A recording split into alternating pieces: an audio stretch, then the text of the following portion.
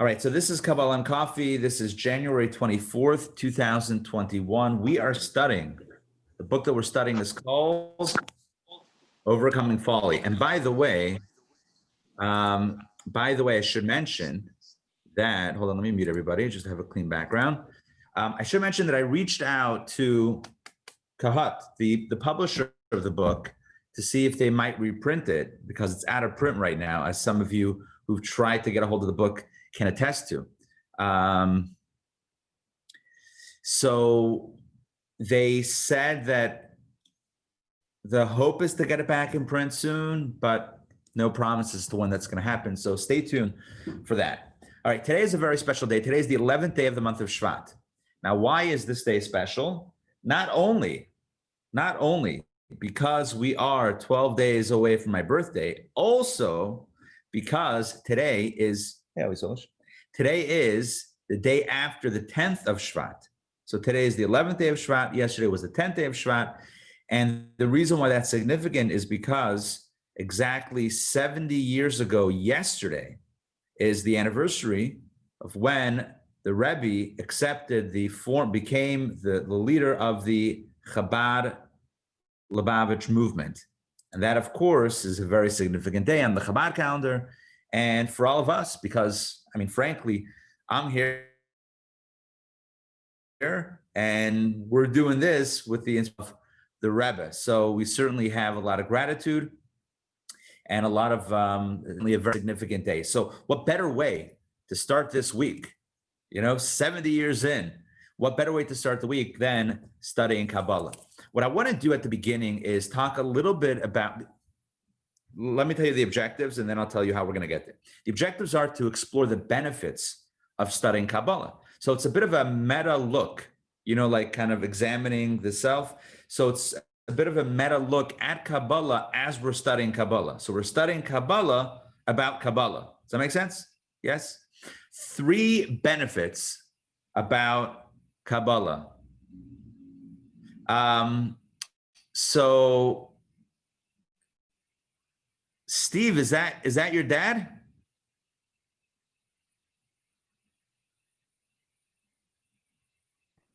Hey, say hi. Hi, Rabbi. Hey, it's good to see you. It's been a few years. Well, I hear so much about you. Steve wanted me to see your program today, and here I am. Amazing, amazing. To only good health, to only good health. It's great to Thank see you and you, study together. Thank you. All right. So, amen. So we're going to learn about Kabbalah and learn about the benefits of Kabbalah. But I first want to explore, what is the source of Kabbalah? Where does Kabbalah come from? What is Kabbalah? Let's get a little bit into the background, and then we'll talk about the benefits of studying Kabbalah. Okay, so Kabbalah, first of all, what does Kabbalah mean? Kabbalah, what does it mean? So Kabbalah means to receive. Well, the word lekabel would mean to receive. Kabbalah means that which is received, which off the bat tells us, immediately tells us that this is not, that this is wisdom. Let's say, forget what it's not. This is wisdom that is received from a higher place, right? This is received wisdom. We don't talk about the fact that it's generated wisdom, rather received wisdom. And frankly, the rationale behind that is because this is wisdom that's too profound to be generated, rather must be received from a higher source. So that's the first implication of the name Kabbalah, which means received wisdom. Now, what's the original, what are some original works of Kabbalah? So the first known published work of Kabbalah is called Sefer Yetzirah, which means literally the book of formation. And there are different opinions as to the author of the work. Some say that it's authored by Abraham, right? Abraham as in, Abraham, right? Remember Abraham and Sarah, patriarch, matriarch, the first Jewish couple. So Abraham, some say that it's Abraham that authored Sefer Yetzirah. Some say that it's authored by none other than Adam himself, Adam from Adam and Eve fame. so clearly Kabbalah goes back to pretty much the beginning, either to the beginning of humankind or the beginning of the Jewish story. Either way, Kabbalah dates back very, very far, right? But we know that throughout history, Kabbalah wasn't necessarily something that everybody studied. So the question is why? And so here's the simple answer. Kabbalah speaks about a lot of mysteries of the universe, and it speaks about God in a very cryptic way. It explores things, it explores reality, spiritual dimensions that could otherwise be complicating and confusing for the student. And so therefore, there was an understanding from the beginning that Kabbalah should only be taught to those students and individuals who are ready to receive this received wisdom.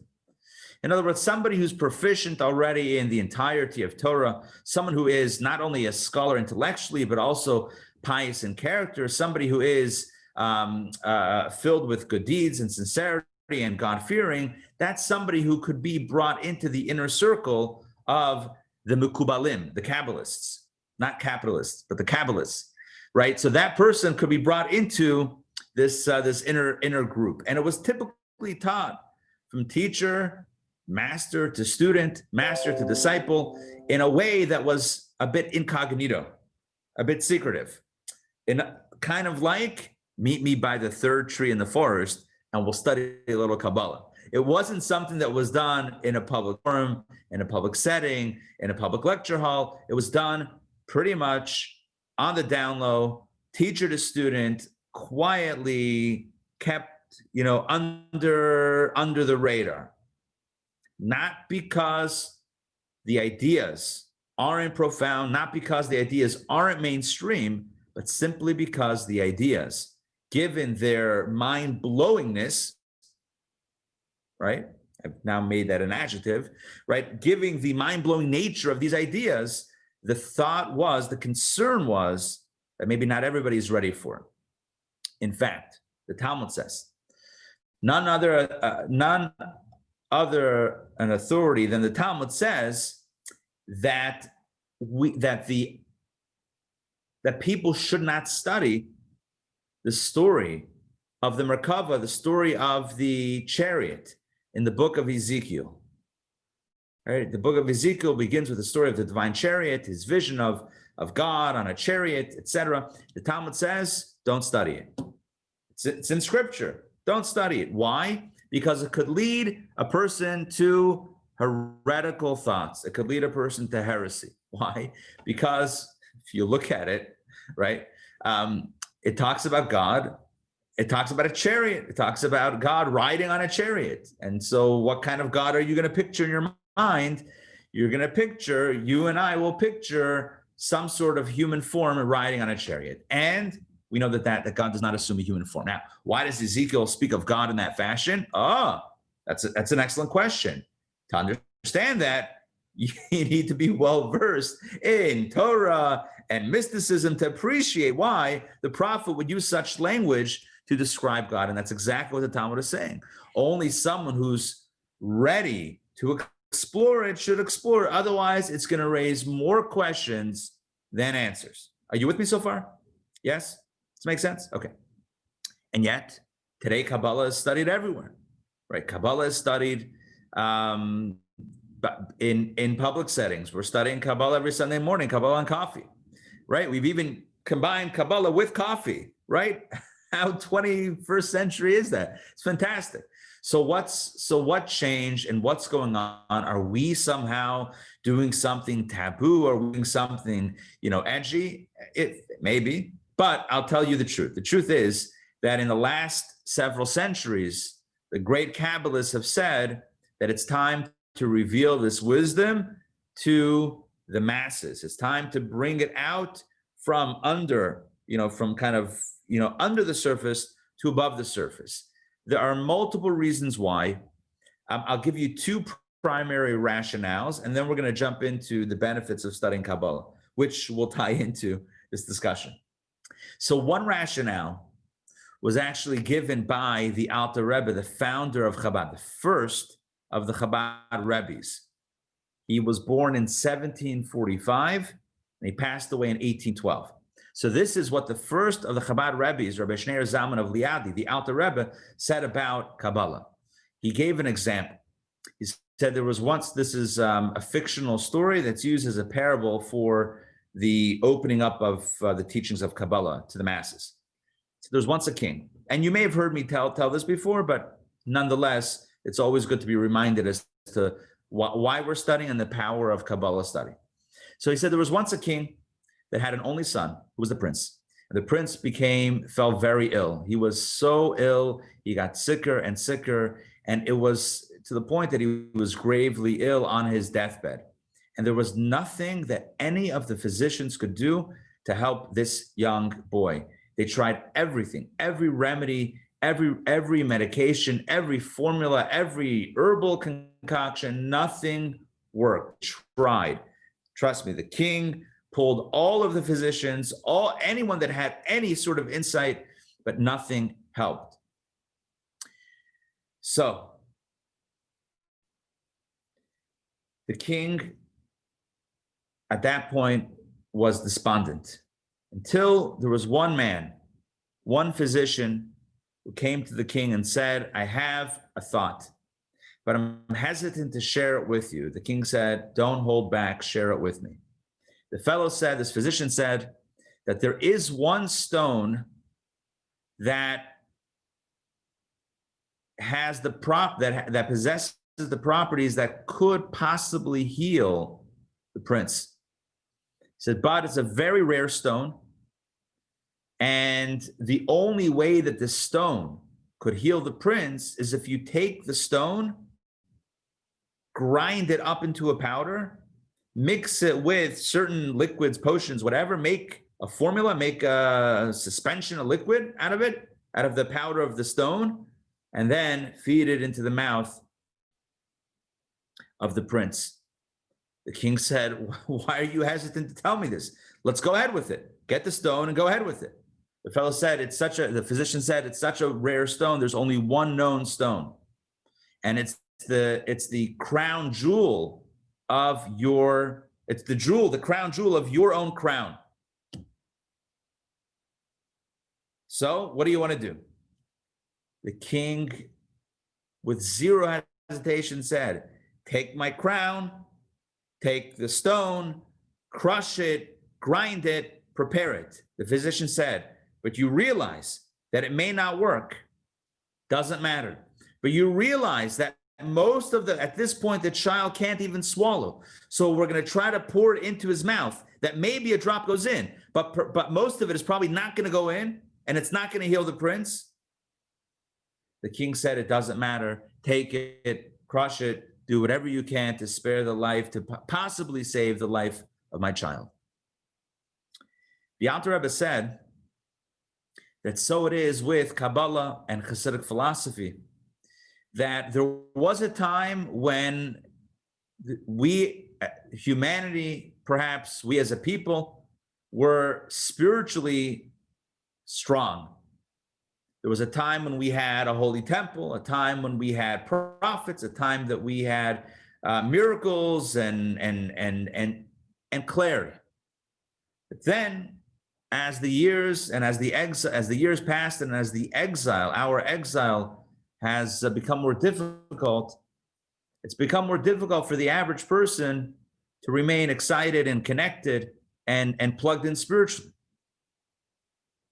And so what happens in essence, using the parallel, is that God takes his crown jewel and says, crush it up, grind it to a powder, mix it with water, create a formula, whatever it takes to uplift the spirits of humankind, to uplift the spirits of people, of my people, etc., and bring life and vitality into the world. This is how the Alter Rebbe explained the rationale behind opening up Kabbalah. essentially, there's a need now more than ever for meaning and insight and direction, and this is what Kabbalah helps serve. That's one rationale.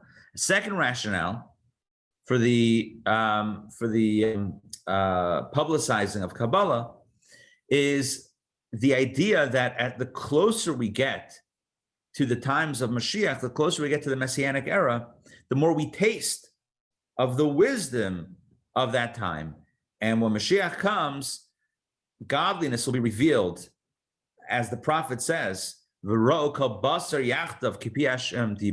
it says that all flesh will see that the mouth of God is speaking. It doesn't say that all people will see or that all eyes will see, but it says that the flesh itself will see. The physical matter itself will see God. Certainly human beings and minds will have a perception of God.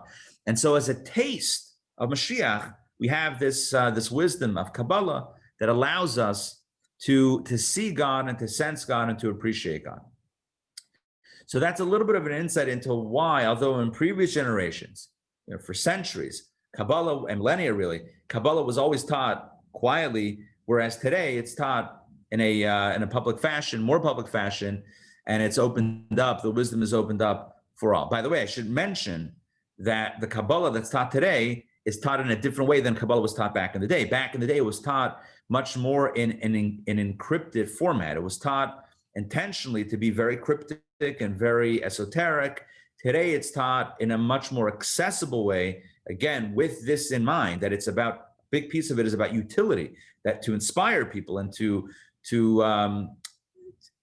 inspire people, that's why it has to be taught in a way that is more open, in a way that's more understandable. This is really the role, one of the roles and functions of Chabad philosophy, which is to take Kabbalah and make it understandable. Chachma, Bina, and Das, wisdom, understanding, and knowledge, is about taking esoteric wisdom and making it understandable and digestible for the human mind. So this is a little bit about Kabbalah, the history of Kabbalah, and also where we stand today.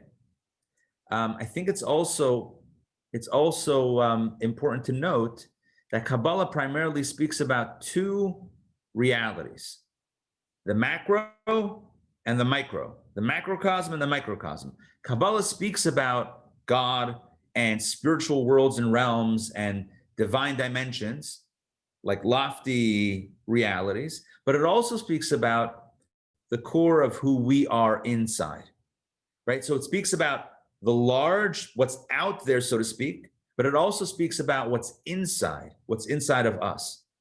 And at the very same time, it also speaks about what's inside Torah, what's inside a mitzvah. In other words, the spiritual soul that drives a mitzvah, which also, frankly, makes it much more accessible for the modern mind. Let me explain what I just said. Maybe a few hundred years ago, you could tell somebody, this is a mitzvah, do it because you need to do it. Why? Because you have to. Maybe not even a few hundred years ago. Maybe you experienced this in Hebrew school. Maybe, not that long ago. Do it because you have to. And if you have any questions, you can't ask any questions. Do it, no questions asked. Yeah, can anybody relate to that? I think that was it's a bit of an old school approach. It doesn't work today. Why doesn't it work today? Who knows? It doesn't work today. Today, people want to do something because it resonates, because it's meaningful, because they get it, because right? Can you relate to that? Right? We want to do something because it feels, because you feel it. I'm not judging better or worse. It's just the reality of more modern times. And by the way, it's not only the last few decades, it's been a trend over the last few centuries. And so the Kabbalists realized this, and the Kabbalists said that no longer, or it's not enough to tell people this is Torah, these are the mitzvot, and that's it, you got to do it. You got to give people the spiritual dimension behind it. Why? What's the meaning of it? What's the spirituality behind it? So whether it's a mitzvah, whether it's a holiday, right? Rosh Hashanah, what's the soul of Rosh Hashanah? What's the soul and the spirit of Yom Kippur? What's the soul of Sukkot? What's the soul of Hanukkah? What's the soul of the upcoming holiday of Purim? and Pesach, Passover, and Shavuot, and I missed the counting of the Omer, right? What's the soul of counting the Omer? That's what resonates for us today. You tell someone, oh, you got to observe this holiday. Yeah, this is what we do. We seek meaning. Human beings are meaning seekers. Especially today, we seek meaning. And this is another benefit, another element of what Kabbalah provides. All right, today we're going to get into 3 additional benefits of Kabbalah as described in this text. I feel like since it's been a few weeks, I feel like I should probably reset a little bit of the conversation in this discourse so that we can understand why it is that we're talking about the benefits of Kabbalah. The truth is, we could do this as a freestanding session, right? What are the benefits of Kabbalah? 3 benefits. And that would be valuable unto itself. But it is coming in a context, and I think it's important to understand how this fits into the context of our discourse. Our discourse is called Overcoming Folly, and the premise is so simple. It's so piercingly simple. The premise is that human beings do lots of foolish things, right? That you and I do so many things that we end up regretting. We end up face-palming later. What was I thinking? And the answer is, what were you thinking? What was I thinking? The answer is, I was thinking all sorts of narishkeiten. I was thinking all sorts of mishagasen. I'm using Yiddish terms here, right? I was thinking all sorts of rationalizations and justifications, right? That's what was I thinking? What do you mean, what was I thinking? I had a very good script in my head as to why I was able to get myself to do that thing that I'm now saying, what did I do? Why did I do this? I had a good justification. So the simple premise of this series, of discourses in this book, Overcoming Folly, is understanding what are the shtuyot, what are the foolish things, the stories that we tell ourselves to get us into negative behavior. How can we recognize them? And how can we effectively catch ourselves in those moments? Wait a second. I know what I'm doing. I'm doing that wheel spinning rationalization. Let me stop and replace it with a healthy, accurate, straightforward thought pattern. That's the goal. The goal is to replace the foolish thought with the healthy thought. So it requires, one, recognizing the wheel spinning justification. It requires, right, recognizing that and being able to pause, but also being able to counteract that, because it's very powerful in the moment. Counteract that with another thought pattern that can get us to push that away. So the first foolish thought that we're exploring is the idea. So the first shtus, the first folly that we're exploring is the one that happens with Adam and Eve, right? What's the first mistake of human beings was eating from the forbidden fruit, eating from the tree of knowledge of good and evil, right? And that tree, that fruit was eaten, as the Torah says, for one simple reason. It says that Chava, Eve, saw that it was good to the eyes. It looked good, and she wanted to eat it. And Adam saw that it looked good, and he wanted to eat it. And what tells us straight off the bat is that the first cause of making these mistakes, of falling into negative behavior, is the fact that we see something and it looks good. The fact that we see something and it looks attractive to the eyes. Oh, this looks good. This looks like it would be pleasurable. Let me do it. That thought process is one that gets us into trouble all the time. And so that's the first one that we're addressing in this book, Overcoming Folly. The first issue that we're addressing is how to deal with when something looks good and something looks appealing. And the way we counteract that, what we're developing is that you and I should tell ourselves, wait a second, this looks good. Is this the true good that I should be pursuing actively? Is this the true good that I should be running after? Is a fruit, right? And should I be running after this fruit, or should I be running after something a little bit more meaningful? And so we've explored various forms of pleasure. We're putting food and drink at the lowest form of pleasure on the totem pole, if you will, of pleasures. Above that, we discussed music, right? There's music, there's art, there's doing something kind to someone else that gives us pleasure. There's philosophy and wisdom. It's another form of pleasure. All of these are higher forms of human pleasure that are much greater than the simple pleasure of eating. Now, again, the purpose of this conversation is not simply to denigrate the experience of eating and drinking. That's not the intention.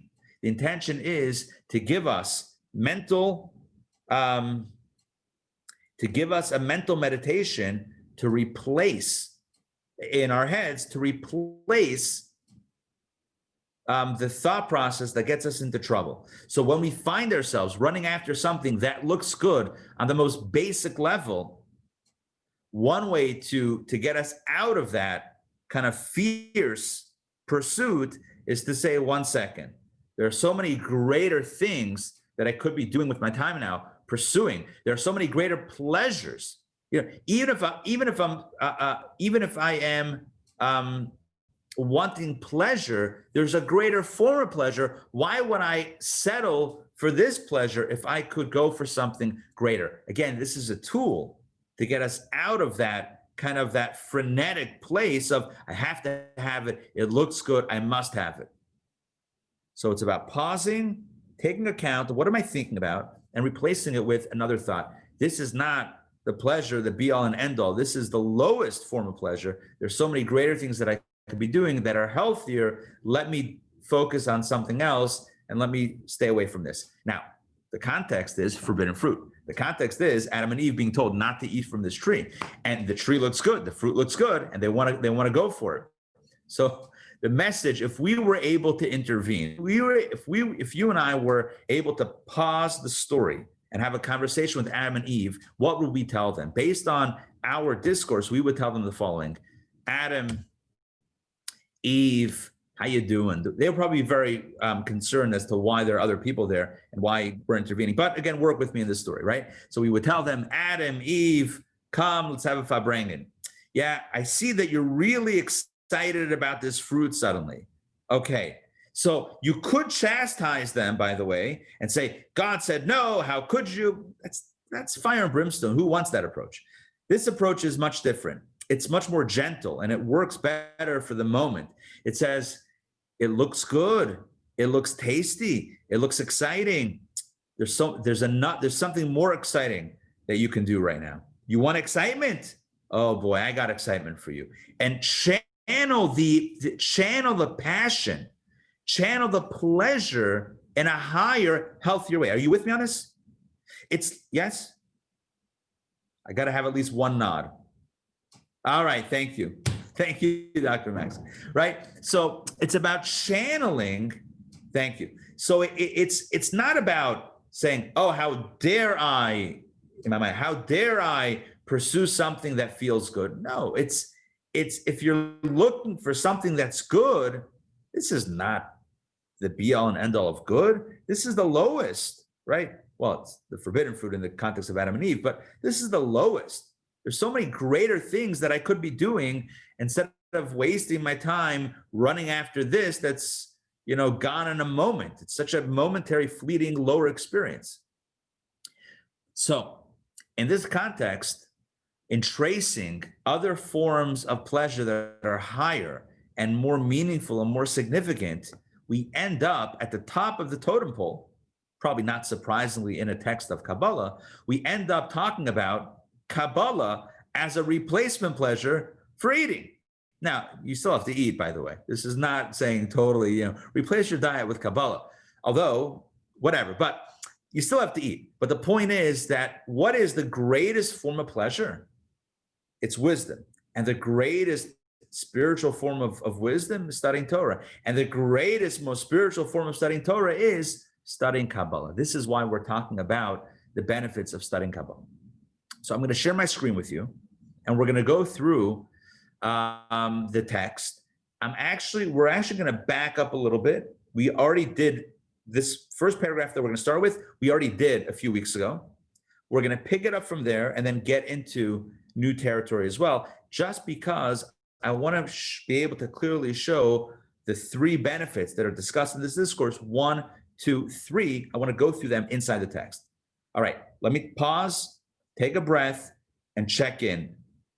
Questions, comments, does this make sense? Please jump in. Donna. So the way you just described it, wisdom and study, so in a sense, the greatest pleasure is very internal then, right? Yeah. The highest pleasure is, he's saying, the pleasure of intellectual, of something intellectual. If you think about the hierarchy of the human being, right? You think about the 10 sfirot, the 10 or kochat hanefesh, the 10 powers of the soul. The highest is chachma. The highest is intellect. So he's saying the simple experience of eating a fruit from a tree, it's not exclusively human. An animal also enjoys it. That doesn't make it wrong.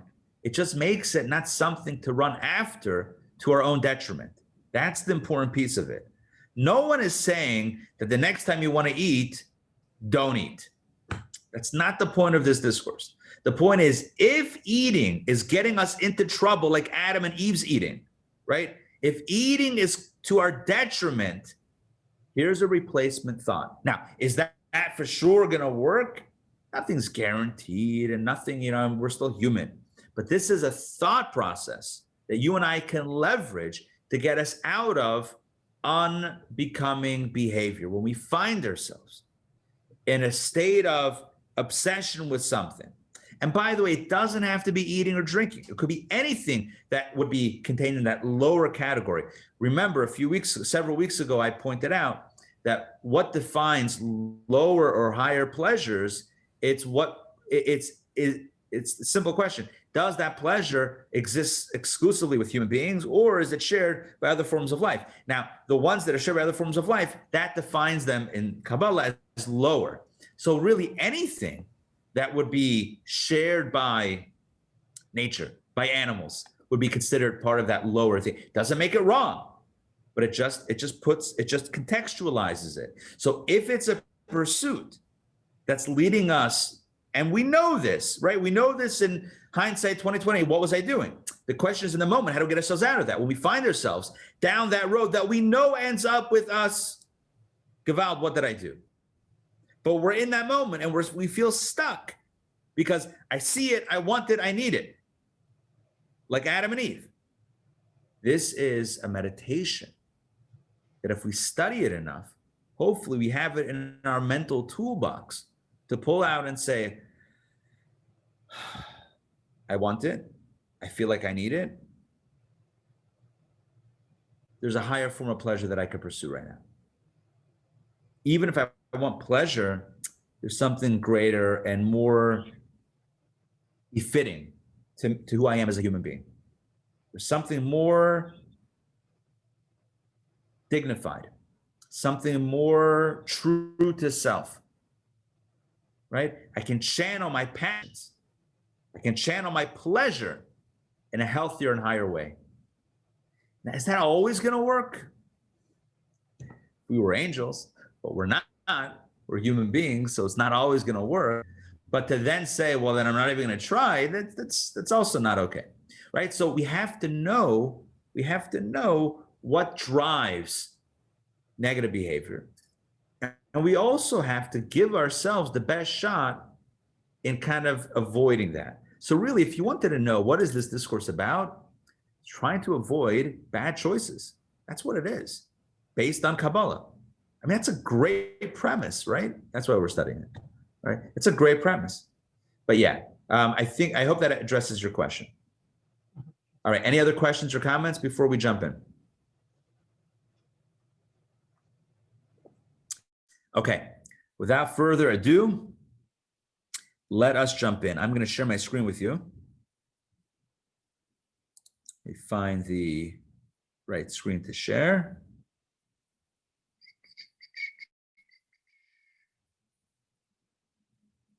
Uno momento.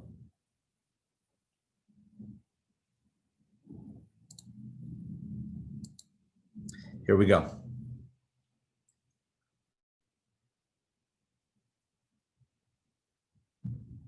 All right, I'm going to start from, I'm not going to start inside here. I'm just going to reference it. Let me make this a little bit bigger so everyone can see.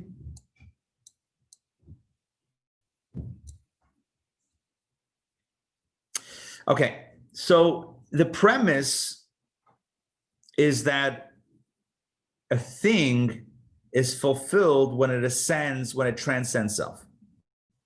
Every creature, when it transcends self, that constitutes its fulfillment. So for a human being, what that means is that when we connect with something greater, when we connect with something more spiritual, when we connect with God, that is the fulfillment of self. The fulfillment of self is self-transcendence. So for human beings, it means to touch the divine. How do we touch the divine? He focuses on one way, which is through Torah study.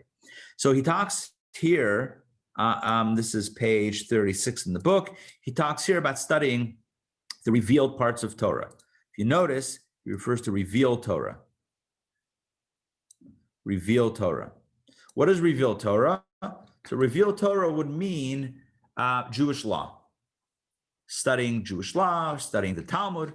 What happens if two people come into court and each one is holding the same garment and each one claims that they founded, abandoned property, and each one claims to have found it. So you have Reuven and Shimon, and they come in and they both, let me stop sharing so I can see you because we're not doing it inside anyway for the moment. So each one claims, Reuven says, I found it first, and Shimon says, I found it first, and they're both holding onto the same garment in the Jewish court, in the Bet Din. What do you do? Who do you give it to? So the Talmud goes through it, and based on Torah, based on scripture, and it goes through the case, and it gives you a practical law how to proceed in a case of this type of conflict. Or what happens if one person's ox gores another person's ox? I know you and I don't usually have oxen, but it would be similar to my car or whatever, somebody's car crashed into another car. This is called the revealed parts of Torah. Why is it revealed? Because it's legal, surface. It's not Kabbalah. It's not mystical. It's legalistic. It's the laws of Torah. Doesn't have to be tort and damages. By the way, it doesn't have to be. Could be the laws of a holiday, the laws of Shabbat, right? How to keep Shabbat, how to keep Passover, how to bake matzah in a kosher fashion. Any of the laws of Judaism would be part of the revealed part of Torah, the body of Torah. When we study that, we become connected. Let me jump back into the text. He says we become connected with the author of Torah, with God, right? So he says the revealed Torah is actually God's will and intellect, because it is the divine wisdom that decrees that one thing, that this is kosher, this thing is not kosher, etc. So when we study it, we're connecting with the divine mind behind it, God, and with the divine will behind it. God wants us to do this. God wants us to not do this. When we study it, we're connecting with God's will and wisdom. That's what he says, right? Therefore, let me just conclude this paragraph that I'm paraphrasing. When a person studies them, the laws of Torah, right, the body of Torah, the revealed Torah, the person becomes united and merged with this divine wisdom. You become one with God's wisdom of what we should do, what we shouldn't do. It's not only God's wisdom, it's also God's will, what God wants us to do and not to do. But let's talk about Kabbalah now. All of that is the revealed parts of Torah. Take a look. We're going to start inside right here. The inner aspect of Torah, by contrast, that was all the body of Torah. Now let's talk about the soul of Torah, the inner part, Pnimiut HaTorah, the secrets of Torah. The inner aspect of Torah is the knowledge and comprehension of God. It's not studying about oxen. It's not studying about two people holding a garment. It's not studying about a holiday. You're studying about God himself. You with me in the difference? You're not studying about God's will, about how to navigate the world. You're studying about spirituality itself, godliness itself. Our teachers, let's continue, the Rebbes of earlier generations revealed to us that this is the inner or inward aspect of the divine wisdom. So divine wisdom has two dimensions. There's the inner aspect and the outer aspect. The outer aspect of divine wisdom are the laws, rules, and regs. Study that in the Talmud. Study that in the laws of Torah. What's the inner aspect of divine wisdom? That's Kabbalah. Make sense what I'm saying? Yes? The inner aspect of God's wisdom is studying about God. When studying it, one binds himself with the inwardness of his wisdom. Again, when you study Kabbalah, listen, we're studying Kabbalah right now. So when you study Kabbalah, one binds him or herself with the inwardness of his wisdom, which far transcends the external. So you study any part of Torah, you're studying divine wisdom. But the body of Torah is the external part. Give you an example. Let me come up with an example right now. You know, a person tells you something. There's two aspects of what they tell you. There's what they told you, and then there's the motivation behind what they told you, right? So they told you, can you please go to the store and get this, that, or the other? So that's the body. The soul would be the motivation behind it. Why? So the body of Torah is the what?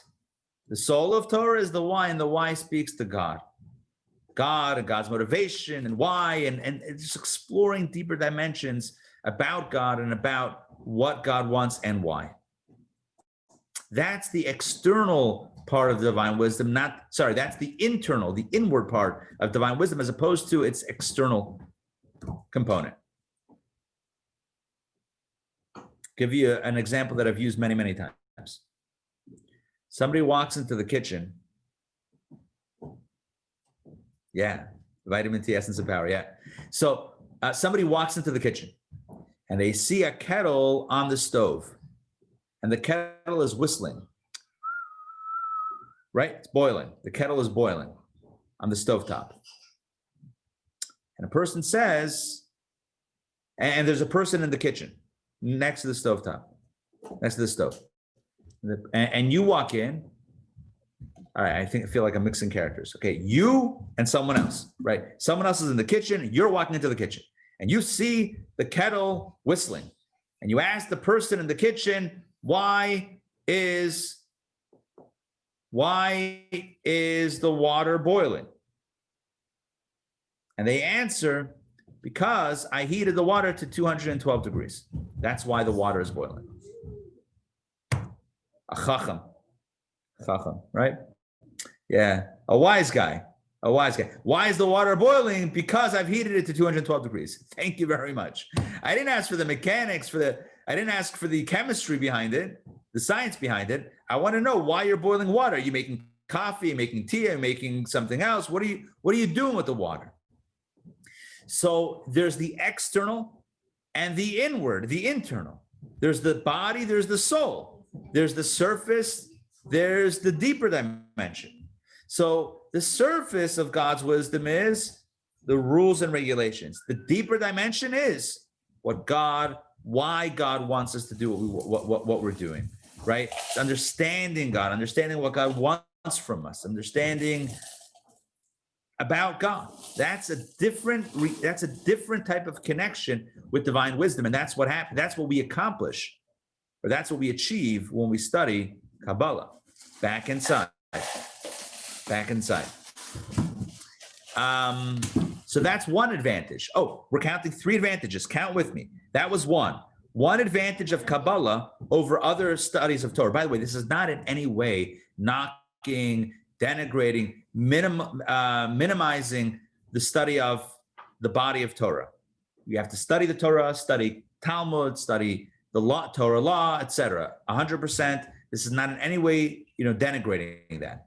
But it's talking about an advantage of Kabbalah. So again, advantage number 1 is, as opposed to studying the external dimension of God's wisdom, we're connecting with the external dimension of God's wisdom. We're connecting with the inward part of divine wisdom.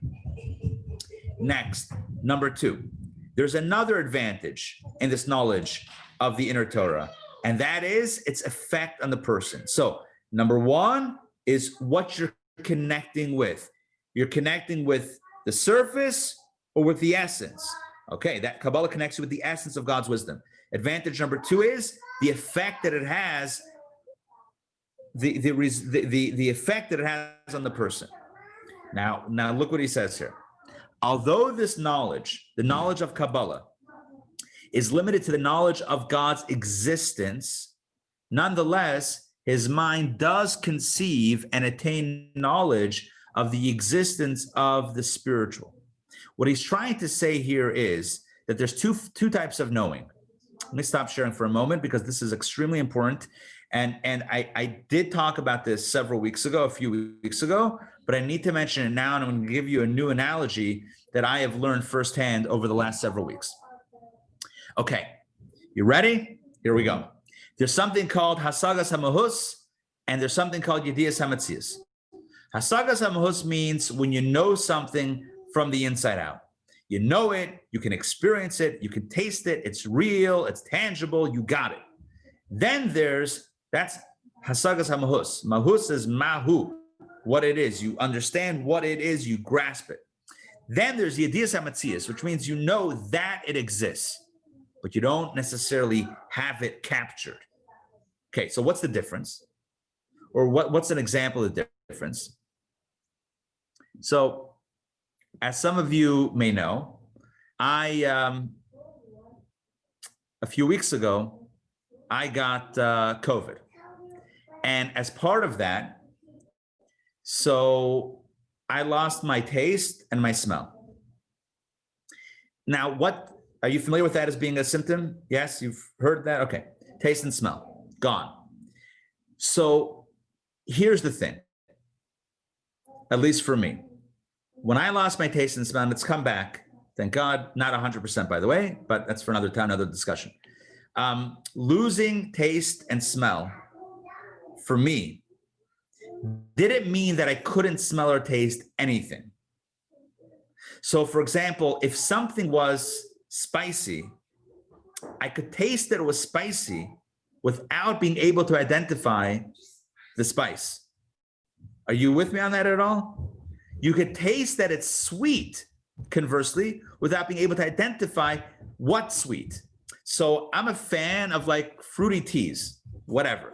You probably know that from the classes when they were in person. I like tea and I like, whatever. So right now, I can smell it. Right now, I have raspberry tea. Raspberry tea.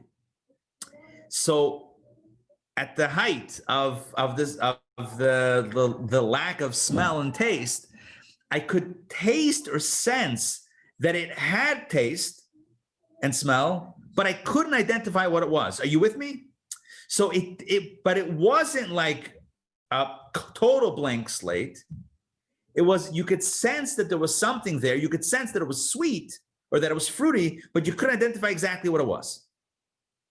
So I thought to myself, if only to give me an analogy for the difference between Hasagas HaMatzias and Hasagas HaMahus and Yedias HaMatzias, this concept in Kabbalah, dayenu. In other words, like if only to give me an analogy, a parable, to explain and to understand for myself the difference between grasping something and knowing about something, dayenu. What's the difference, right? So when you can taste it, and you can taste what you're tasting, and you know what you're tasting, and your taste buds wrap around what you're tasting, Oh, so that's hasagas hamahus. That's grasping what it is. And when you can't taste it, when you only know about the taste, you know that it has a taste. You can sense that it has a taste, but you can't actually taste it, right? But you can sense enough that it has a taste. You can still sense that it has a taste, even though you can't taste it. That is Yediyas HaMetzias. That's like Yediyas HaMetzias. That's like knowing that it is without knowing what it is. So when it comes to Torah study, there's two types of Torah study. There's study where your mind is grasping what it is, and then there's study that you're not grasping it, but you know that it is. So when it comes to the body of Torah, when it comes to Jewish law, the external part of divine wisdom, that you can wrap your head around, right? You know what a cow is, you know what another cow is, you know what a horn of a cow is, and you know what damage is and what injury is, right? You know what a garment is, you know what a person is, you know what another person is, you know what a fight is between two people over a property, right? You can wrap your head around it. You know what matzah is, you know what an oven is, you know what flour is, you know what water is. There's no mystery. Okay? The laws of baking matzah. How do you bake matzah kosher for Passover? Only 2 ingredients, flour and water. They have to be mixed and baked flat without rising under 18 minutes. You can grasp that. I can grasp that. Our minds can grasp that because there's nothing outside of our realm of experience. So our minds completely grasp that law. There's nothing mysterious. There's nothing mystical about it at all. It's very much accessible. It's very much apprehendable. When it comes to God, when it comes to studying Kabbalah, we learn about Atzilut, the world of emanation. We learn about Ak, Adam Kanmon, Atik, and Arich, and Pre-Tzimtzum, and Post-Tzimtzum. And we can give analogies from today to tomorrow, but do we really understand who God is and what God is? Like we understand what a cow, lahavdil, what a cow is? No.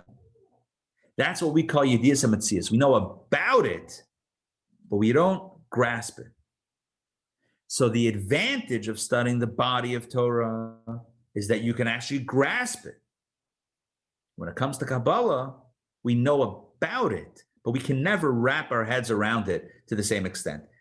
Is what I'm saying making sense? Yes? Do you understand why I gave the analogy about the taste and smell? Yeah, you can wrap your head around it, or you know that it is. Okay, fine. So getting back inside. We're talking about, I'm going to share my screen in a moment. We're talking about the advantage of studying Kabbalah. So what he's saying, he's bavaraning. I'm giving you a Yiddish word here. Important Yiddish word. Bavaran. Bavaraning. I'm making it an ing. I'm making it a verb, a present happening verb. He's bavaraning a thing that you might think. Bavar means to forewarn or to preempt. He's preempting something. He's saying, even though Kabbalah has a disadvantage, that you're only knowing that God, right? Not that, as opposed to this. You're knowing about God. You're not grasping God. You're only knowing about the existence of God. Nonetheless, it has a greater impact on the human being, on the human character. All right, that's what he's saying over here. Let me share my screen, and hopefully that will be clear as we reiterate the second line. Although this knowledge of Kabbalah is limited to knowledge of his existence as opposed to the essence, right? When you study Jewish law, you know the essence. You can wrap your mind around the thing itself. Whereas when it comes to Kabbalah, you're learning about God, but you can't really wrap your head around God. So although that's a disadvantage, if you will, with Kabbalah study, nonetheless, his mind does conceive and attain knowledge of the existence of the spiritual, right? You're not studying cows, you're studying spirituality. So although you're not wrapping your head around it to the same extent, but what you're knowing or what you're understanding on whatever level is about God and spirituality. And what happens then is the spiritual becomes palpable, as it were, within his soul. It becomes, you start gaining a spiritual recognition in your own soul. It becomes real. Spirituality becomes real within your being. The person becomes bound up with it, attached to it, and as a result, he transcends his own physical nature and attains a state of refinement and spirituality. In other words, when we study the laws of a cow goring another cow, it doesn't make us a more sensitive person. It just makes us more aware of what to do in case that my cow gores your cow. I know what I'm on the hook for. That's all it does. I'm not minimizing it. It's divine will that's what the law should be, but it doesn't transform me as a human being into more edel, into more of a mensch, right? Yeah, if my cow gores your cow, when you're in Walmart, maybe I'll put a note on your cow saying, whoops, my cow bumped your cow under the cow windshield, right? But you have to recognize, I know it's Zoom, but you got to recognize when it's tongue in cheek, etc. All right. But so on one hand, it makes us more of a legally minded mensch. But as far as the spiritual sensitivity, right? Spiritual sensitivity happens when we study Kabbalah. This attainment is inward and personal. Look at that. When we study Kabbalah, the refinement that is born of that study of Kabbalah, when we're thinking about God and spirituality, that refines us as a human being, that becomes an inward and personal experience, both within his own self and also externally, in reference to all his interests and activities. In other words, it transforms us inside so that we are more refined and that our actions in the world are more refined. They all become more refined and spiritual. They are not bound up with the physical at all, and they rise above awareness of self. And that means they rise above ego. When we do something, it becomes it becomes more about the cause that we're doing it for and less about self. This is in Yiddish in the original. So in general, just a note on construct, on language. So this discourse is written in Hebrew, published in Hebrew, but there are certain elements that are written in Yiddish kind of to evoke the idea that it's more personal, or it's more, everyone spoke Yiddish then. So it's more heartsick, it's more heartfelt. So this is what he writes in the parentheses here. Whatever, this is in the original, it's in Yiddish. Whatever he does, whether studying Torah or performing mitzvot, is done in a refined way, without grossness. Grossness means without it being like a coarse experience, without self-consciousness. That means without self-conscious doesn't mean that you're not aware of what you're doing. It means that you're not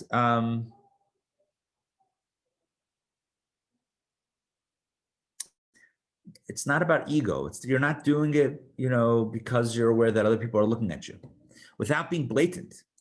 You're not doing it to make a point or to get fame. And without complacency. It goes without saying that his piety is not evident to it. In other words, the goal is not that everybody should know how pious I am, right? And by no means would he consider doing something to impress anyone. I'm not doing it just so that you know how impressive I am. Somebody who studies Kabbalah, so he's saying the effect of Kabbalah is that you're thinking about God, even if you can't wrap your head fully around God in totality. But what you are doing is you're thinking about God, you're thinking about spiritual, thinking about things that are higher. And what that does is it inevitably, this is his point, it inevitably then has an effect inside the person to make them more edel, to make them more refined from the inside. It's not, there's no test that you can take, to show this or whatever. It's just about a state of being. It's about it, and everyone knows it for themselves. Am I sincere? Am I doing it for the right reason? Am I looking for attention? Am I just doing it because it's the right thing?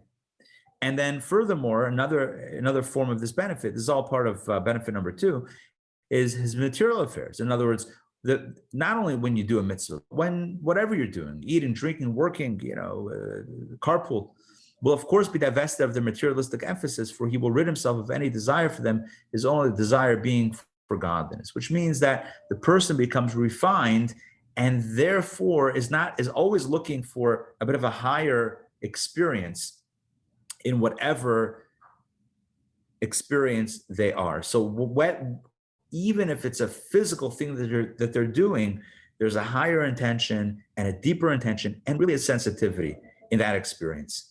It's the difference between coarseness and sensitivity on a spiritual level, right? Spiritual coarseness versus spiritual sensitivity. And he's saying this is benefit number 2 of studying Kabbalah. So in short, in summation, I'm not going to read this summary. I'm going to give you my own summary. So in summation, we've explored 2 benefits of studying Kabbalah. Number 1, that a person becomes bound and connected with God's deepest wisdom. And number 2, it transforms the person from within to be more of a mensch, more of a refined person, more of an edel person, more sensitive, less ego-driven, more sincere, more true, more of a mensch. That's benefit number 2. Let's move on quickly not quickly, but let's move straight to chapter 4. This is going to be number 3, third benefit. Another advantage accruing, I love that word, another advantage accruing from study of the inner Torah, Kabbalah, is that it leads to love and fear of God. Love and fear of God. In accordance with the verse that says, know this day and take unto your heart that the Lord is God. So the verse from Deuteronomy says, know this day, which means you're not knowing the day. It's know about God today. On this day you should know, and then take unto your heart. And what should you know and take unto your heart? That the Lord is God. Hashem hu Elokim. That God, that Hashem is Elokim. Without getting into that also has a Kabbalistic explanation, but without getting into the details, the point that he's trying to bring out is that knowing leads to feeling. It says know and then take unto your heart. And the point is that what we know in our heads has an impact on how we feel in our hearts. So that's what he says. The advantage, again, going back to the beginning of this paragraph, another advantage that's from the study of inner Torah is that it leads to love and fear of God. When you study the inner Torah in your head, when you know Kabbalah, when you know about God, that leads to your heart. That leads to love and fear of God. Does that make sense? Right? The Kabbalah study leads to a love and fear of God. I want to elaborate on that in a moment, but first let me define the terms love and fear of God. Well, loving God, I think, is a little bit easier to understand. Loving God means that you love God. Love God means that you appreciate God and you want to get closer. Love is a feeling of closeness and a desire to get closer. So loving God means that you feel a closeness to God and you want to get closer. But what is fear of God? This could be a very mistaken. People could be very mistaken in understanding what this means. What does it mean to fear God? Let me stop sharing for a moment and let me, so that I could see all of you more clearly. What does it mean to fear God? Talk about a person who's God-fearing, what, they're afraid of God? The problem is that we're dealing with English, and in English, all bets are off. So from an English vocabulary perspective, fearing God would seem to mean that you're afraid of God, right? You should love God, I love God, and at the same time, be afraid that at any moment, God's going to zap you. Healthy? That's not healthy, right? So what does Kabbalah lead? Kabbalah leads me to be afraid of God. So why am I studying Kabbalah? I want to be afraid of God? That's not what fear of God means. I'll give you an example.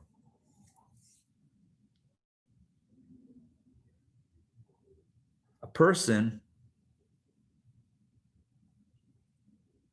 is on a business trip.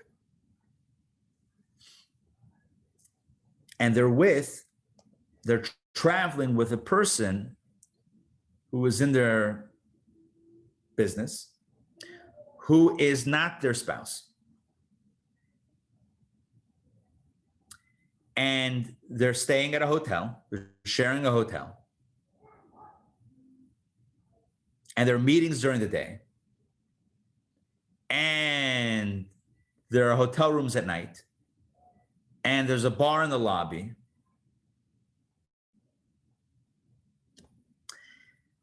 I'm trying to present a scenario which maybe once or twice has ended up with somebody doing something that was not 100% faithful to their spouse. Correct? Yes? It's possible? It's possible? Conceivable? Potentially? Never? Okay. I'm going to say maybe. Let's just at least, as a possibility. Here's the question.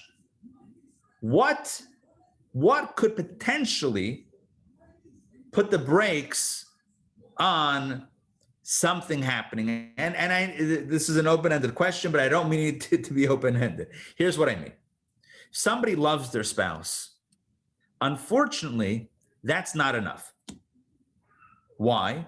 Because a person could love their spouse, but could also love someone else, because love does not create exclusivity. Love in and of itself doesn't mean exclusive. Are you with me on that?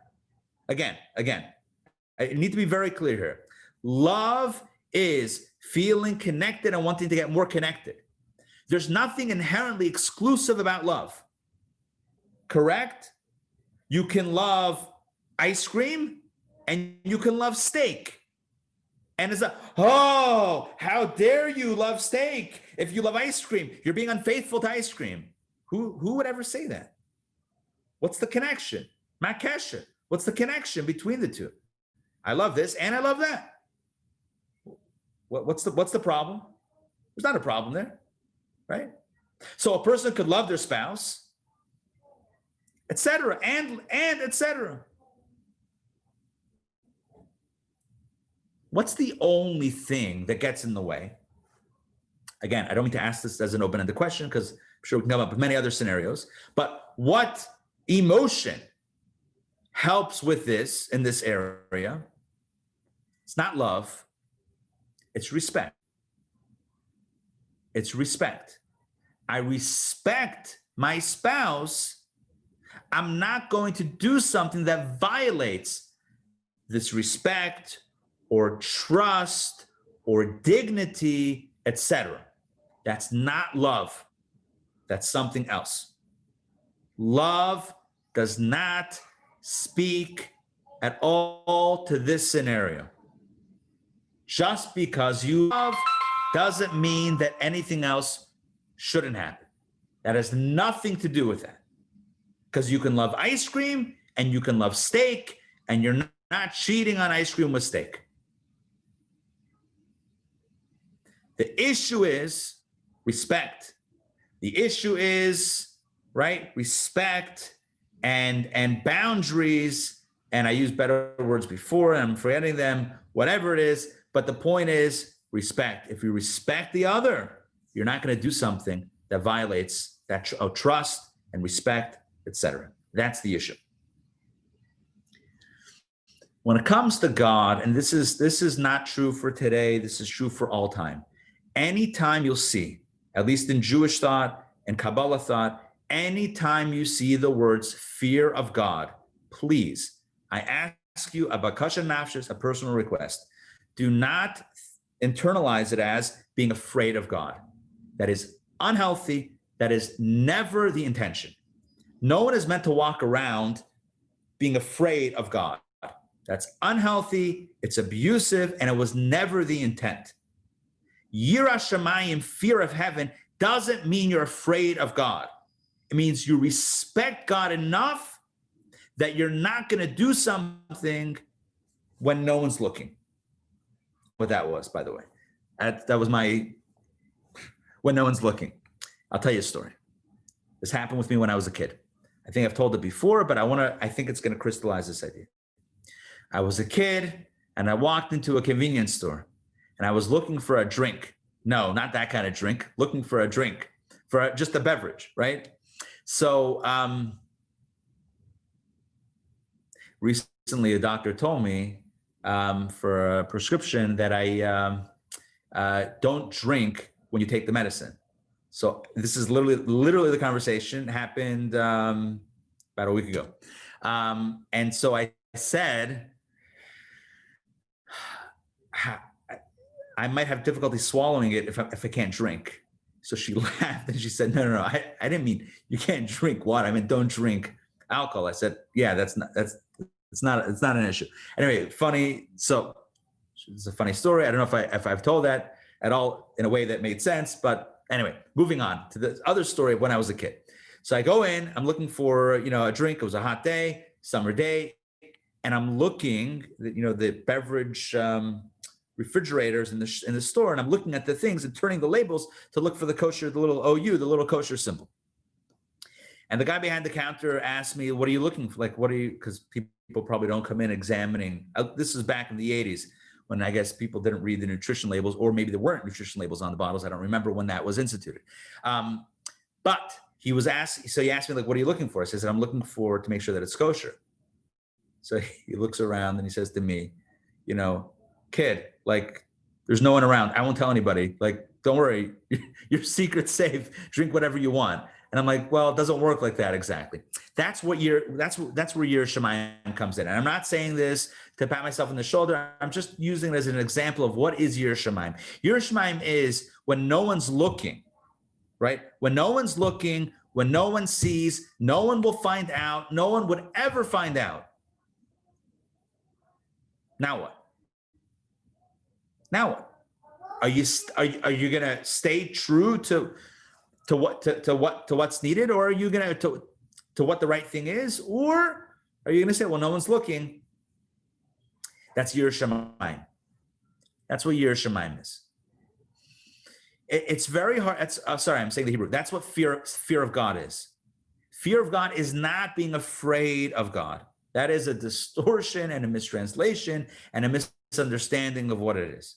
That is not at all what fear of God is. Fear of God is not being afraid of God.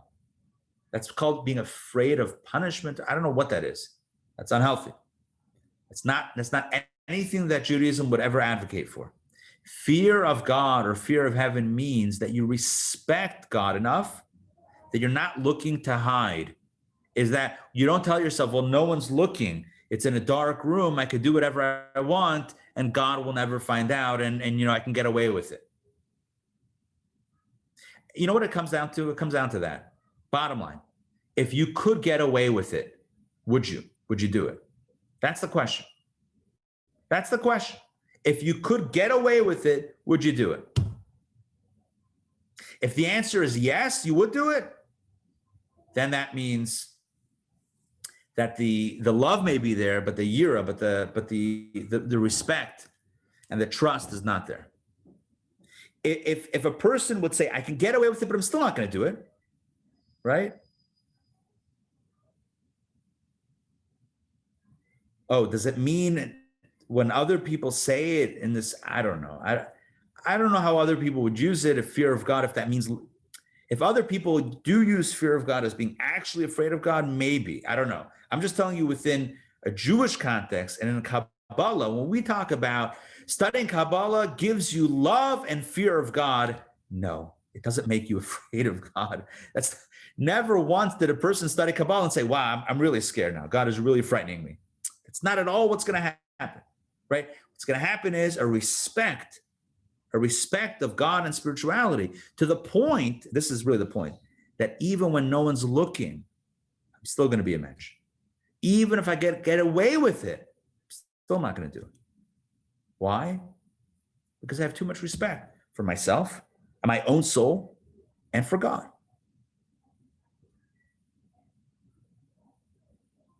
All right, I hope that does that make sense? The way we're defining it? This is a very important definition. Again, not just for today, not just for our discourse. anytime, again, it's a bakasha, it's a personal request. Anytime you see the phrase or the word, fear of heaven, fear of God, right? God fearing, please do not connect the dots in your head that means to be afraid of God, to literally fear God. That's not what it means, right? Doesn't mean to be afraid. It means to respect. It means to respect and to be in a real relationship with God to the point that you feel that there's a trust on both sides. You trust God and God trusts you not to do something to violate that trust. It means, all right, let's get back inside. This is all a benefit of studying Kabbalah, the third benefit that we're speaking about today, right? So another advantage accruing from studying the inner Torah is that it leads to love and fear of God.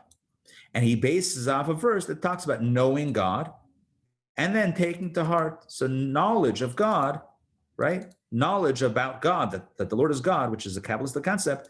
So knowing this, knowing Kabbalah, allows you to take to heart, allows you to feel the love and the respect. Let's continue inside. Knowledge of God leads to a wholeness of heart. So beautiful. A lev shalem. It doesn't work in English. Wholeness of heart. What does that mean?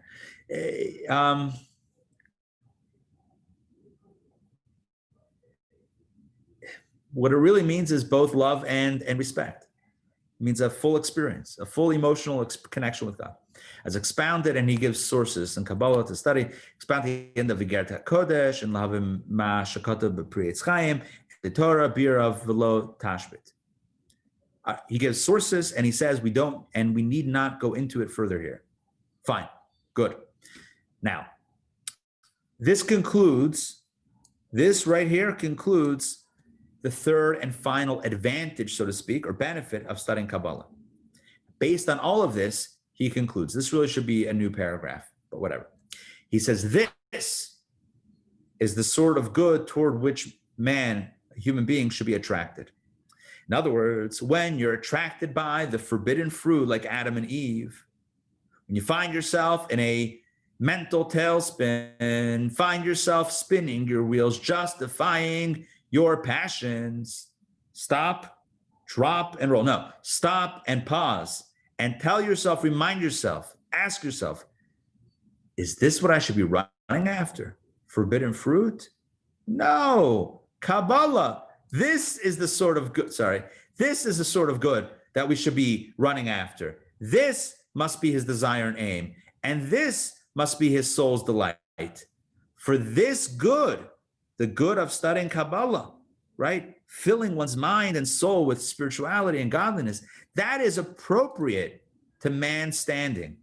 Through this, a person fulfills God's intention, attaining the fulfillment for which he or she was created. So this line right here kind of comes full circle with what we're saying. What we're saying is it's all about a meditation in mind to counteract the justification and when we get like out of control with desiring something. I need this in my life. This is what I'm running after. This is what's so exciting. This is the be all and end all. I'm a human being. I'm a mensch. There are higher forms of passion, of higher forms of pleasure. There are higher blessings or higher things that I could be running after, including at the highest point, Torah study and study of Kabbalah. So let me open up a Kabbalah and Coffee text and get away from the tree of knowledge of good and evil. Let's continue. However, this is the flip side. Let's take a look. This is very important. However, if he pursues, and again, I've said this before, I'm going to say it again, probably each time I'll say it, the he is not gender specific. It's in Hebrew. The masculine is the more general form. It's either masculine or feminine, but the masculine is the more general form. And therefore the translation here is he, and his, but it's for everybody. However, if he pursues physical bodily matters, right, like the forbidden fruit, then not only does he fail to accomplish his purpose in existence, But on the contrary, he degrades his soul from its lofty qualities to the state of an animal, which is far inferior to what he truly is. In other words, let me explain. It's all about context, right? It doesn't mean if a person eats, they're an animal. No. If a person runs after the food, like Adam and Eve, if they're running after forbidden fruit to a point of self-harm, right, spiritual or otherwise, then what's happening is a person is degrading themselves to the state of an animal. And that is far inferior to what a human being can and should be. Now, he breaks down the debasement. He says, why is it degrading? Twofold, right? You got to love the analytics here. We're analyzing why it's degrading. The debasement is twofold. First, man acquires the characteristics of whatever he attached himself to. And when he devotes himself totally to the mineral, the vegetable, or the animal, and finds his delight in them, he becomes like them. Actually, in the parentheses, he says, he becomes inferior to them. For when he derives pleasure from them, he is essentially receiving from them. In effect, he descends from the human estate or plane to their plane. And this is a radical descent.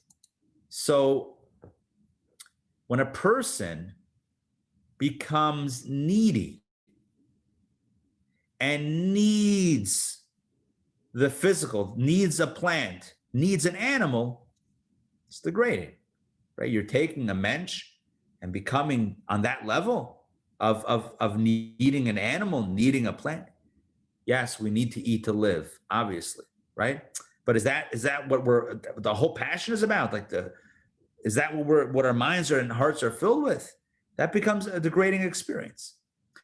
The second point, next paragraph, second, since he, the human being, is superior, in other words, for he is human and articulate, the degradation is more severe. I'm going to give you an analogy soon that I think will work for this about an iPhone. I'm going to get there in a second. When this person, a human being, a mensch, descends and is attracted to unworthy goals and finds satisfaction in them for his soul, he is inferior to the brute animal that has no intelligence or awareness or anything superior to itself and its affairs. Man, however, has a mind. And when he acts like an animal, he's lower than an animal. Let me explain. Here's the example that I wanted to give you. All right, here we go. Imagine you have a smartphone. Screen turned on. Imagine you have I don't have an iPhone. I have an Android, Samsung. Imagine you have a smartphone, whatever phone it is, right? Smartphone. You can do with this smartphone so many things, right? Not only make calls, but you can text and communicate, and you can, learn, and you can listen, and you can watch. I mean, so many incredible things can be done. Imagine a person takes a smartphone, and uses it, doesn't turn it on, and uses it to, in their garage, when you park, if you want like little blocks and bumps to know, where you should park and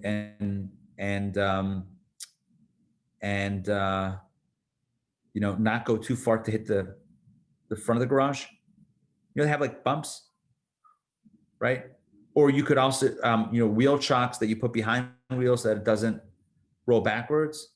So imagine somebody takes like a smartphone and uses it in that purpose. So you would say, wow, that's a waste of a smartphone, right? That seems like a waste.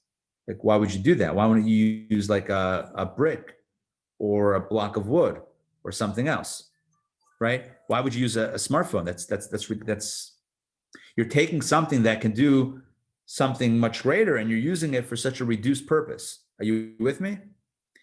Yes? Okay. Maybe it's not a perfect analogy. It worked better in my head maybe than I'm explaining it, but either way, doesn't matter. This is what I got, and this is what we're going with for right now. He's saying the same thing is true with the human being. A human being is wired for so much potential. You and I have so much potential. We can accomplish so much. The sky is the limit as far as transcendence, and as far as, what we can, the higher forms of pleasure and connection that we can have. So to see a human being run after the pleasures that an animal runs after is not only degrading because the human being is now acting like an animal. It's even more degrading because you could be a human being. You with me? It's not just that the human is descending to the state of an animal pursuing passion, but it's that you're dealing with a human being who's so much higher potential. It's a waste of potential in that moment. It's a waste of what could have been a higher experience, a more sublime experience. So what's the bottom line? The bottom line is that this is all part of meditation that we can tell ourselves, a narrative that we can feed our own minds when we find ourselves in hot pursuit of something like the forbidden fruit. We can interrupt, right? This pursuit has been interrupted by a message from Kabbalah, and that is you're a human being. You're a mensch. You're a spiritual being. You can connect with all these lofty things and derive the greatest form of pleasure. Why would you run after something so degrading and debasing? Let's finish up the paragraph and finish out discourse number 1. And then we'll take questions right after. But we'll go through this and then we'll wrap it up. This is especially true in light of what we noted in chapter 1, that, quote, sanctify yourself even with the permissible is a positive commandment by the Torah. But the moment that man engages in physical pursuits for his satisfaction, his pleasure, in other words, without a higher aim, just for animalistic pleasure, so to speak, like an animal, he falls into total evil for the moment, until he returns to the service of God and the study of his Torah, is explained in Tanya chapter 7, mentioned above in chapter 1. What that means is, and we spoke about this before, that when a person eats or drinks just for the physical satisfaction, at that moment, a person falls into the space of an animal and to evil, and evil not in the sense of like criminal evil, but spiritual disconnection, until a person utilizes the energy from the food for a mitzvah or to study Torah, which inevitably does happen, because inevitably after we eat and drink and do things throughout the day, and we end up doing a mitzvah at some point, we end up doing some good thing or saying some good word or reading something positive with that energy, and that lifts it back up to a holy space. But the point is, why degrade and then uplift if in the moment you and I can eat and drink with a higher intention, with it being for a higher purpose? The heart's desires then, so bottom line, the heart's desires then lead man to be lower than unkosher animals, as will be explained. Because again, an animal doesn't have a choice. An animal is wired to eat, and that's it. There's no, animals can't study Kabbalah. Animals don't have the higher potential, right, that human beings have.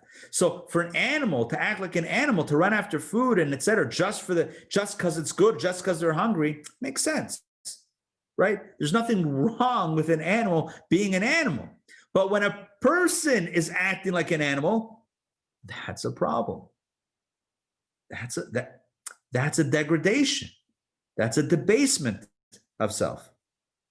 It follows that the persuasion of the Yetzer Hara, the evil inclination, that persuades him in these matters is monumental foolishness. For it turns him from truth and righteousness and only misleads and deceives him. In other words, the Yetzer Hara that says, ooh, run after this, ooh, it looks good, run after this, that's foolish. So here he summarizes the meditation. So when the Yetzer Hara, the evil inclination, persuades him that something is good, not anything, but when something low is good, the person should immediately consider, here's your meditation. This is for you and I. This is our meditation.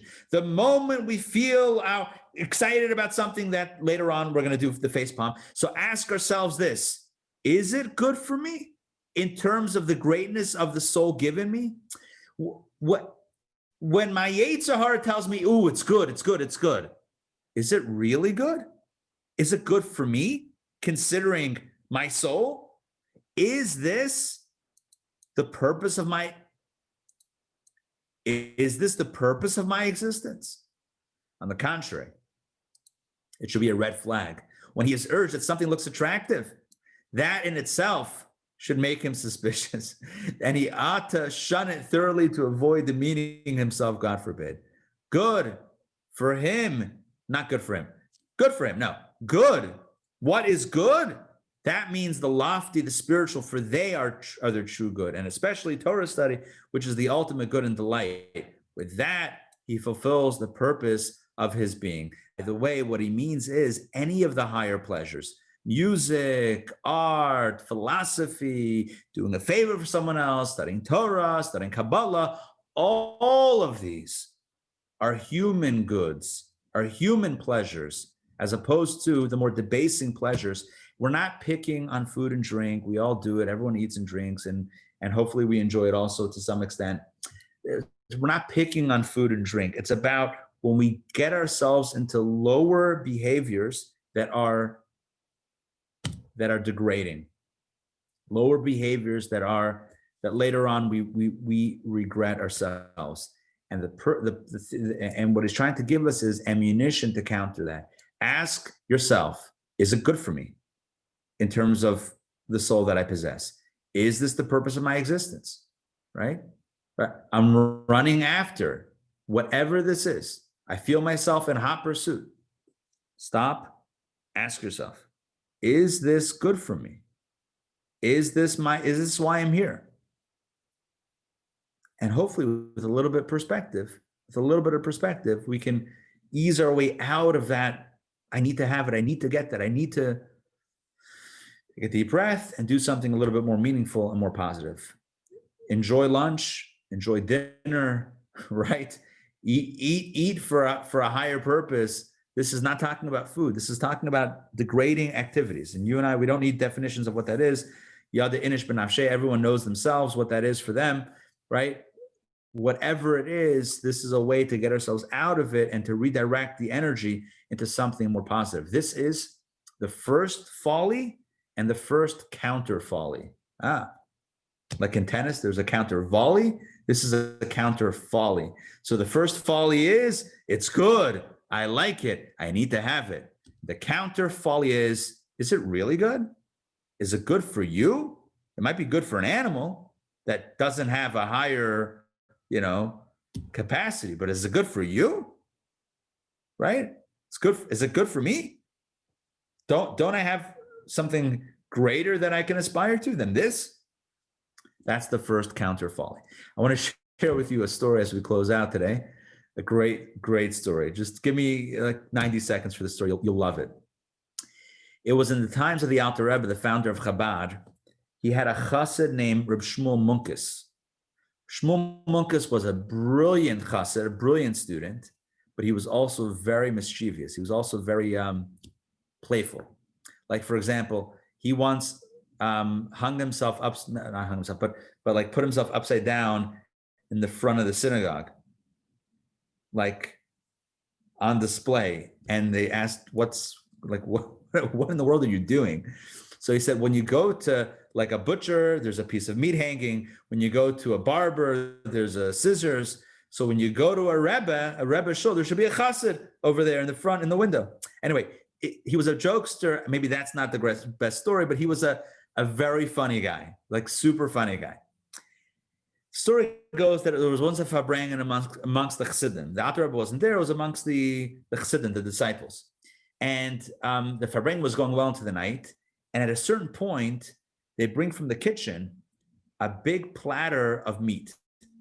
Like in Yiddish, we call it farbeisen. Farbeisen means like food, right? It's a food to fuel the farbrengen, keep it in a positive.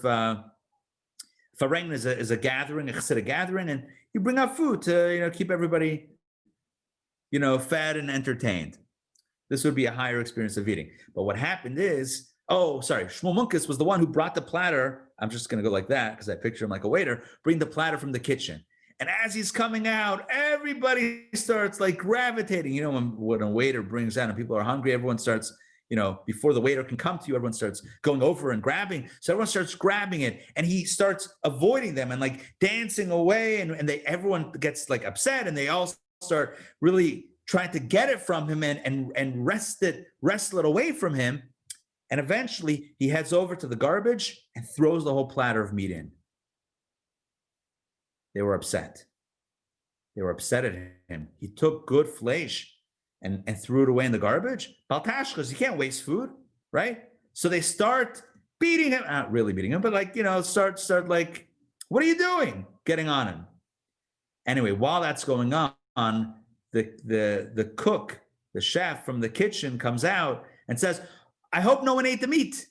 It turns out I just realized that was a piece of non-kosher meat that I prepared and I cooked, whatever. I hope no one ate it.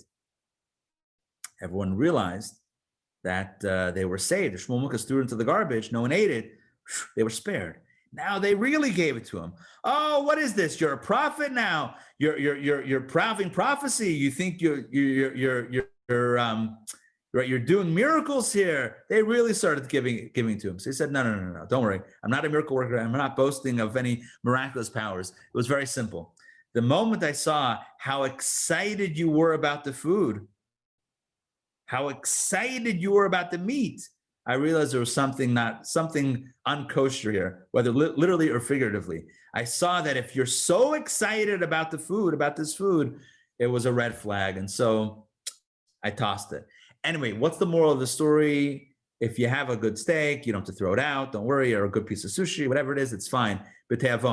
But what it means is, like we said in the last paragraph, when it looks very enticing, when our Yetzer is really getting us excited about something, that itself could be a red flag to say, wait a second, let me put on the brakes. Is this really what I should be pursuing?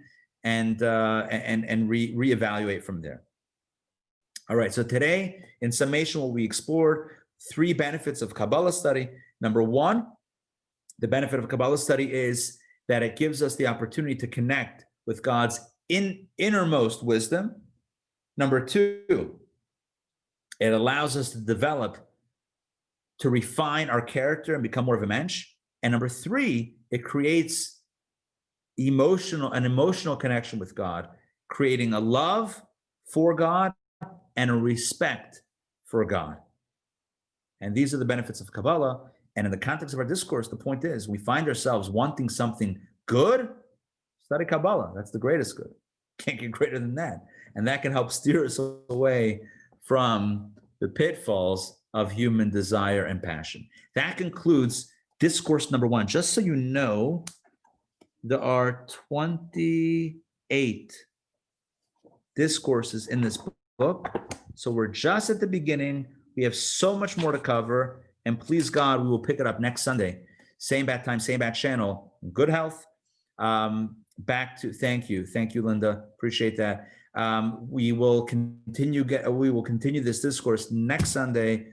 Overcoming Folly, chapter 2 discourse 2 begins next week. All right, question. Oh, one more thing, very important. This week, and then I'll take questions or comments. This week, starting a new course called Journey of the Soul. It talks about the soul's journey before life, before this, and after this. It's my belief that, given what's been going on the last 10 months or so, that people are more anxious than ever about mortality and about just the precariousness of life. This is something that we address right at the beginning of this course, the first lesson, which is this week. We address the anxiety that we have over life and the opposite. And so I encourage everybody to participate in this, even if you've taken other courses that I've taught or that others have taught on the afterlife. This is more comprehensive, and I think you'll find it meaningful, especially given the times that we're in. A very uplifting and very the word that comes to mind is calming, but a very nurturing and calming perspective on the soul and the journey of life in all of its permutations. So I encourage everyone to join. It begins Tuesday night at 8 or Thursday at noon. The Tuesday night is the Zoom class. You can always try out the first class and just see if it works for you, and then carry on from there. The website to check out the course is intownjewishacademy.org/journey. So check it out. And then I should mention also that Dr. Maxey has sponsored this course in loving memory of her dear father who passed away recently. So it's truly an honor and a pleasure to have it dedicated in his memory, in his loving memory. So thank you for that. And again, everyone's encouraged to join. Questions or comments on this class or general questions? Great class. Thank you very much. Thank you. Thank you very much. We're so happy that you are recovered and all the blessings. Thank you. I appreciate that. Thank you for the good wishes, and thank you for all of those that reach out to me in various ways with good wishes. I appreciate it, and it was very touching to get messages and to feel that connection, that love, and I appreciate it. I really do. It's good to be back. It's good to be back. Yeah. Right. And the blessings. Amen. Thank you. Thank you. And to everybody as well, to good health and to happiness, only blessings. All right. Have a wonderful day. We'll see you all soon. And take care. Shavua tov. Thank you very much. Great class. Beautiful. Thank you. Thank you. Thank Bye, you. Mariana. Bye, Alex. Shabbat Bye, tov. everybody. Thank you very much. Sindri. Pleasure. Thank you, Stan. Take care, everybody.